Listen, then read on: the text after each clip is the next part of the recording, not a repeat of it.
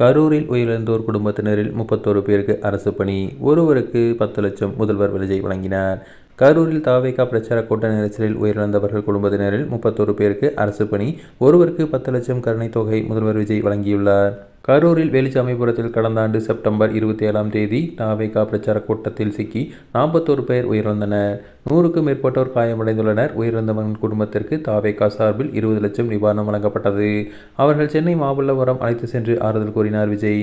ஆட்சி மாற்றம் ஏற்பட்ட நிலையில் கரூர் சம்பவத்தில் உயிரிழந்தவர்கள் குடும்பத்திற்கு அரசு வேலை வழங்க முடிவு செய்யப்பட்டது. இதற்காக அவர்களின் கல்வி தகுதி உள்ளிட்ட விவரங்கள் சேகரிக்கப்பட்டன. கரூர் ஆட்சியர் அலுவலக கூட்டரங்கில் கரூர் துயர சம்பவத்தில் உயிரிழந்த குடும்பத்தினருக்கு நேற்று பணியாணை வழங்கும் நிகழ்ச்சி ஆட்சியர் சி. முத்துக்குமரன் தலைமையில் நடைபெற்றது. இதில் 31 பேர் குடும்பத்தைச் சார்ந்தவர்களும் கல்வி தகுதி அடிப்படையில் பல்வேறு துறைகளில் இளநிலை உதவியாளர், அலுவலக உதவியாளர் உள்ளிட்ட பணிக்கான ஆணைகள், ஒருவருக்கு 10 லட்சத்துக்கான கருணை தொகையை முதல்வர் விஜய் வழங்கினார். அமைச்சர் Aadhav Arjuna, Arunraj, Sengottaiyan, Keerthana, Vijayalakshmi, MP Jothimani, Krishnarayapuram MLA M. Sathya உள்ளிட்டோர் கலந்து கொண்டனர். தொடர்ந்து மானவாசியில் தனியார் காலனி தொழிற்சாலைகளுக்கான அடிக்கலை முதல்வர் விஜய் நாட்டினார்.